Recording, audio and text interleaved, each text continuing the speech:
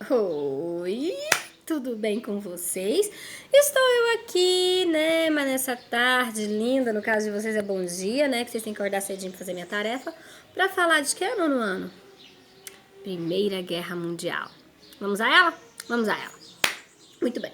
Meninos, a Primeira Guerra Mundial, né, ou a Grande Guerra, a Guerra das Guerras, ela acontece de 1914 a 1918, certo? Mas antes disso, vamos voltar um pouquinho. Vale lembrar que a Europa, desde o século XVIII, após o advento da Revolução Industrial, ela vem passando por inúmeras guerras, conflitos, processos de independências coloniais, processos depois do neocolonialismo chamado imperialismo. Então, assim, ela tá um turbilhão. É como se todos os países estivessem assentados no barril de pólvora. Ela tá efervescente, certo? Um monte de conflito. Acreditava-se, né, quando a Primeira Guerra Mundial eclodiu, que ela seria a guerra que solucionaria todas as guerras que teriam vindo anteriormente, né? Que ela colocaria fim nesse conflito. Grande erro. Grande erro. Mas vamos lá. Muito bem. 1914, a gente tem série de momentos, série de movimentos, entre eles a política das alianças, certo? Formam-se dois blocos, a Tríplice Entente e a Tríplice Aliança. Nesses blocos, blocos rivais, blocos opositores, com ideias opositoras que uniram países que conversavam ali. Eu gostaria que vocês prestassem muita atenção na nossa querida Itália. Essa da bandeirinha aí, ó. Prestaram, né? A gente vai chegar nela agora. Muito bem. Por que prestar atenção na querida Itália? Por um fato muito simples. Forma-se a política das alianças, certo? A Tríplice Entente conta com... A Tríplice Entente conta com... Isso mesmo. Inglaterra, França e o Império Russo. Até o Império Inglês, a França e o Império Russo. A Inglaterra, gente, ela tá bem descontente. Perdão, a França ela tá bem descontente com a Alemanha por causa do domínio de um território que pertencia a ela no período colonial, e aí depois, quando veio as independências, os processos de independência, ela perde esse território, a Alemanha acaba anexando. Então, assim, tem uma série de disputas aí, certo? De país individualmente disputando e coletivamente disputando. Muito bem, a Tríplice Aliança, formada pela Alemanha, o Império Austro-Húngaro e a Itália. Cara, a Itália. Sabe o que acontece? A gente tem um assassinato, né, do príncipe Ferdinando lá, do herdeiro do Império Austro-Húngaro. A gente tem um assassinato dele e aí, pá, tem o estopim da guerra, né? Assim, vale lembrar que só faltava riscar o fósforo. Já tava todo mundo em polvorosa lá, né? Só faltava riscar o fósforo. Eclode essa guerra. A gente tem o início da Primeira Guerra Mundial, certo? Em agosto de 1914. E aí a Itália fica quietinha na dela. Serena e plena. Quietinha, sem se envolver com nada, tentando o quê? O povo vai se destruir, o povo vai guerrear. Eu tô na Península Itálica, um pouquinho mais afastado da Europa, do turbilhão todo, né? Eu vou ficar aqui na minha, o povo vai guerrear, porque estiver enfraquecido, né? Eu vou lá anexar meu território da Lácia Lorena de volta. Só que não foi o que aconteceu. No desenrolar da guerra, a Itália percebeu que a aliança não ia dar conta de ganhar a guerra e ela não ia levar era nada. O que ela faz? Ela muda de lado. Meus amores, ela muda de lado. Ela sai da aliança e passa para Entente. Recebeu o nome na história, acho que a gente quer falar um negócio. Deus perdoa, a história perdoa não.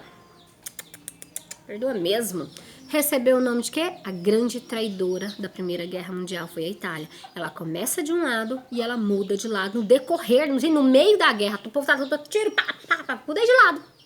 Não quero mais brincar com a aliança, hoje eu vou brincar com a Entente. Não é assim que funciona. Existe uma política diplomática. Só que isso, aguarde, essa traição da Itália tem uma consequência que ela não esperava. Espera aí que a gente chega lá, tá bom? Só um minutinho. Muito bem. Nesse desenrolar da guerra, é importante falar da Primeira Guerra, falar das Eu acho que eu pulei um negocinho. Volta, Catiacata cá. Antes de tudo, antes da guerra, existiu um negocinho chamado Política da Paz Armada. Nome contraditório, né? Nada mais é do que o seguinte: os países, numa noção de que para se manter seguro tinham que se armar, cada vez mais se armavam. E ao se armar, davam a noção para o inimigo de que eles estavam prontos para uma guerra. Eles mandaram um sinal de que a gente está pronto para guerrear. Né? Então, assim, essa questão da política da paz armada, ela só acelerou esse processo que eclodiu na Primeira Guerra Mundial. Voltando, Muito bem. Entre as fases da guerra, a gente tem guerra de movimento, a gente tem guerra de trincheira, tem retorno da guerra de movimento. A fase mais cruel, mais crucial dessa guerra é a guerra das trincheiras. Eu, enquanto professor, enquanto historiador, eu costumo falar para os meus alunos assim que a guerra em si, os tiros, os morteiros mataram bem menos do que as trincheiras. Os soldados ficavam até 60 dias enlameados, alguns morriam de gangrena, a perna apodrecia, né, necrosava. Os ratos traziam inúmeras doenças. Não tinha penicilina nessa época, então assim, o antibiótico não existia, muita doença. O povo morria de gripe. De gripe, né? Então assim, as trincheiras matavam muito mais do que os morteiros em si. Então a guerra na trincheira ela foi um período que mais se estendeu, quase 2 anos de trincheiramento, e ela é o período mais crucial e mais crítico dessa guerra. É onde os soldados ficam enfraquecidos. Às vezes, pessoal, quando eles tomavam a trincheira inimiga, o primeiro ato era caçar o abrigo subterrâneo para ver se tinha comida. Eles ficavam muito tempo sem comer, grande maioria morria de fome, de inanição. Então, assim, a fase mais crítica da guerra é as trincheiras. As trincheiras em si mataram muito mais do que todo esse cenário que se construiu. Muito bem, os objetivos da guerra nunca ficaram tão claros, nunca ficaram muito claros para quem estava de fora ou mesmo para quem estava dentro. São nações imperialistas buscando o quê? Territórios, conquistas, expansões. É a Itália numa briga desenfreada para retomar um território? É a Alemanha numa briga desenfreada para anexar território? O que aconteceu, né? Então, assim, os objetivos dessa guerra nunca foram bem estipulados. O que a gente sabe, o que a gente pode afirmar é: a Primeira Guerra Mundial é uma guerra imperialista. São nações europeias brincando de cabo de guerra com o mundo, querendo dominar e expandir seu território pelo mundo afora, pelo globo afora. Então, isso a gente pode afirmar. A Primeira Guerra Mundial ela é uma guerra 100% imperialista. Ela buscava expansão territorial, certo? Para extrair matéria-prima, mão de obra barata. Então, assim, é uma guerra imperialista, é uma guerra expansionista. Muito bem. A gente tem o desenrolar desse conflito e a Rússia participa somente até 1917. A Rússia também, paralela a tudo isso, que é um assunto da nossa próxima aula, ela vive um momento da sua revolução, a famosa Revolução Russa, Revolução Socialista, né, que aconteceu na Rússia. E ela tá lá com esse momento, com Lenin, Todorov, tudo assim, uma loucura, uma efervescência maluca, e a população pressionando, de que eles queriam pão e terra, e paz. Né? Eles não queriam guerra, eles queriam que a Rússia se retirasse da Primeira Guerra Mundial. E ela o faz, em 1917. Até aí, é importante lembrar que os Estados Unidos, uma nação que até 200 anos atrás era colônia da Inglaterra, vem se fortificando, vem crescendo, vem aproveitando muito bem suas matérias-primas, seus recursos minerais e naturais, né, e vem se enricando. E os Estados Unidos estavam financiando a guerra, financiando o lado da Entente. Mandando navios, mandando suprimentos, mandando armamento, emprestando dinheiro. A França e a Inglaterra chegavam a dever mais de 2 bilhões para os Estados Unidos, então suplantando essa guerra. Ao final, quando a Rússia sai, é bem no momento em que a Alemanha ataca um navio norte-americano, certo? Fazendo com que esse navio afundasse com uma série de suprimentos e a população norte-americana, já com medo das potências europeias não pagarem a dívida, não pagarem os empréstimos, pressiona o presidente Woodson a entrar nessa guerra. E ele o faz. Então, a Rússia sai em 1917, um cenário marcante para viver a sua revolução, e os Estados Unidos entra. E aí os Estados Unidos entra, meu bem, e entra para ganhar. Deixa eu fazer uma analogia aqui bem pobre, mas vamos lá, é o que tem pra janta. Se a gente tem jogadores, vôlei, futebol, qualquer coisa, jogando, certo? Estão lá todos cansados. Eu tiro um jogador cansado, eu coloco um jogador motivado, que estava sentadinho lá no banco de reserva, só assistindo o jogo. Ele não vai dar um gás no time? Ele não vai ter mais noção de estratégia porque ele estava vendo de fora? Ele não tá lá com sangue novo, com as perninhas boas, com os bracinhos bons? Ele não vai ser uma força, um sangue novo? Foi o que aconteceu. Nós tínhamos soldados enfraquecidos por causa da trincheira, soldados famintos, sem armamento, sem suprimento, né? Totalmente desgastados. Me entra os Estados Unidos totalmente renovado, pleno, né? Assim, sem nunca ter passado pelo trincheira da guerra. E aí? Aí ganha, né, velho? Aí ganha. Então, assim, a decisão da guerra, ela se dá ali em 1917. Ela vai arrastar até o início de 1918, mas ela se dá ali. A saída da Rússia e a entrada dos Estados Unidos efetivamente em combate é o que decide a Primeira Guerra Mundial. Muito bem. Vitória da Entente. E a Entente ganhou. Quem é que ganha? Inglaterra, França, Rússia, Estados Unidos e Itália.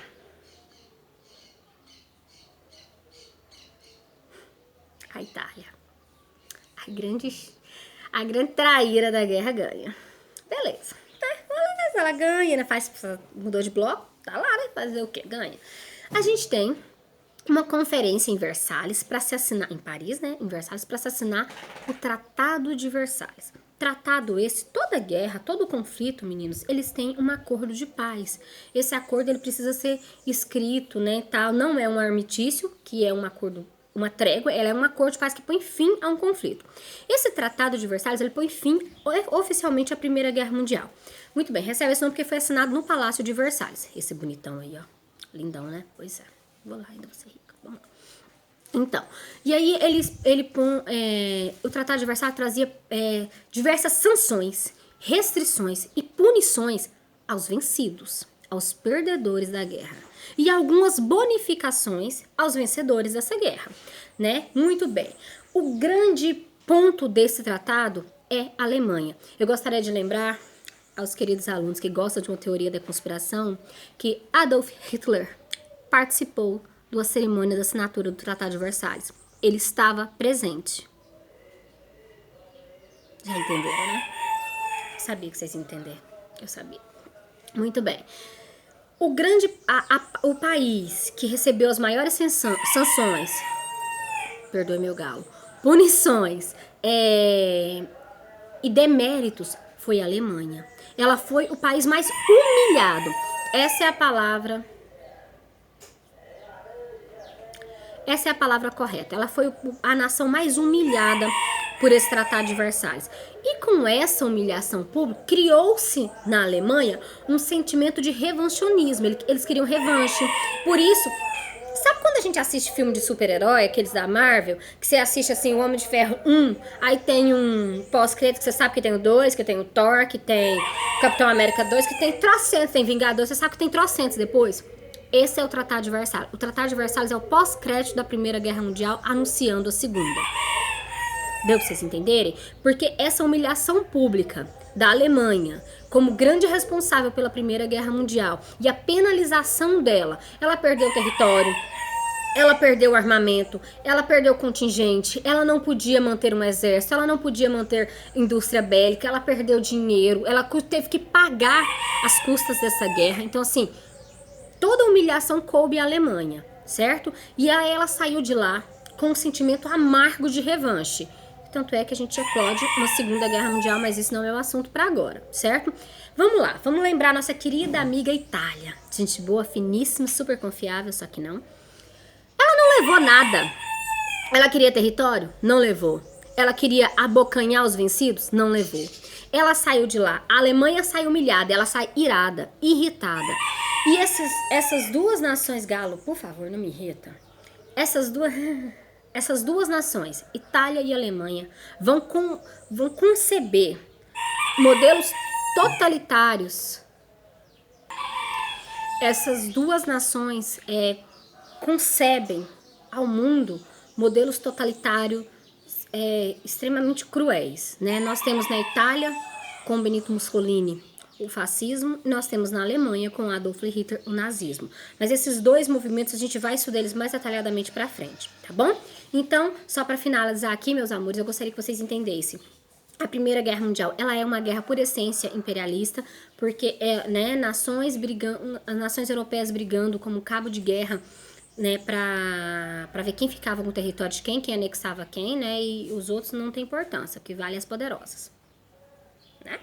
A gente tem as trincheiras, que são extremamente desumanas, né? Eram mecanismos de guerra usados, mas extremamente desumanas. Os soldados morriam de fome, morriam de frio, ficavam 60 dias sem suprimentos, na neve, no frio, aguardando e tudo mais, né? Extremamente agressivas e desumanas. A gente tem como saldo dessa guerra A gente tem a redistribuição do mapa da Europa. Eu coloquei para vocês no slide, prestem muita atenção. Os impérios se fragmentaram após... E é muito engraçado a gente falar da Primeira Guerra Mundial e pensar uma coisa. 4 anos depois da Primeira Guerra Mundial, a Europa já era outro. Os príncipes foram substituídos pelos presidentes. Impérios se fragmentaram, dividindo em países. A Áustria-Hungria virou Áustria e Hungria. Um império virou 2 países, né? A gente teve outras divisões, surgimento da Iugoslávia, que não existia. Então a gente teve fragmentações dos territórios, né, de anexações e divisões e redistribuição do mapa político da Europa. E a Europa aprendeu com a guerra. Por que ela aprendeu com a guerra? Ela avançou tecnologicamente. A gente tinha carros, a gente tinha telégrafos, a gente tinha telefones, a gente tinha uma modernização. Essa Europa fez um boom após a Primeira Guerra Mundial, certo? Ficou com saldo trágico territorialmente, mas fez um boom. Outra coisa muito importante para a gente pensar na Primeira Guerra Mundial é após a Primeira Guerra Mundial que os Estados Unidos, a nação norte-americana aqui na América, se consolida como uma superpotência mundial. É após a Primeira Guerra. Por quê? Porque ela colocou as grandes potências aqui, ó, no caderninho. Porque elas deviam para ela, né, deviam para as nações americanas, os Estados Unidos cobrou essa dívida e eles tiveram que pagar. E com isso empobrece algumas nações da Europa e enriquece os Estados Unidos. Então, o saldo da Primeira Guerra, ele muda todo o mapa político e geográfico da Europa e muda também o status de superpotência dos Estados Unidos. Ele alcança esse status. Tanto é que a gente vai ver agora no decorrer dessas aulas também sobre a década de 20 nos Estados Unidos, né? Que é o boom da efervescência cultural, do cinema, da televisão, do rádio, da tecnologia, do consumo, né? Por quê? Por causa dessa superpotência que surge aí com a Primeira Guerra Mundial. Eu espero que vocês tenham gostado, tá bom? Qualquer coisa, leiam com muita atenção os textos, foi preparado com muito carinho para vocês, tá bom? Não deixem de responder a atividade, não deixem de fazer o que é proposto, assistam a minha aula, qualquer coisa eu tô sempre à disposição para tirar qualquer dúvida. No WhatsApp, no fórum, podem me perguntar, entrem em contato comigo, vou ter um prazer em responder vocês, tá bom? Não esqueça de curtir, compartilhar, comentar aqui. Tempos de quarentena, fazemos a professora famosa. Beijo, sigo com saudades.